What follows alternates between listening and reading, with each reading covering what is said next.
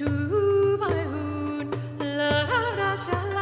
today we continue our ever deeper dig into the Jewish mind of Jesus' day.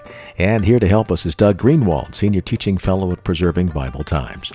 Doug, in English, we have phrases and cliches and idioms we use to help us recall important things. Remember the Alamo comes to mind. We all know what that refers to. Did they have things like that going on in Bible times? Jim, they certainly did. They were called Remez, R-E-M-E-Z, which is a hearkening back to something that everyone knows and understands.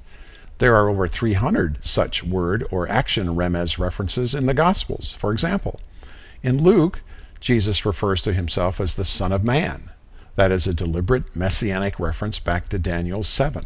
Daily bread in the Lord's Prayer is a remez back to daily manna in the wilderness of Zin.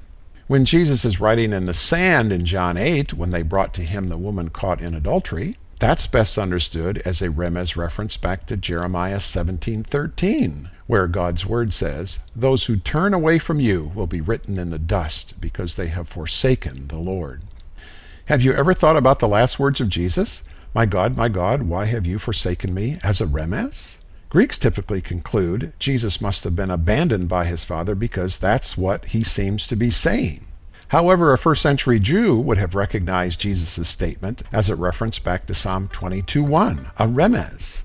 And since Psalms 22, 23, and 24 were viewed as a unitized whole in Jesus' day, Jesus was intentionally invoking those three Psalms as his final statement. No abandonment at all.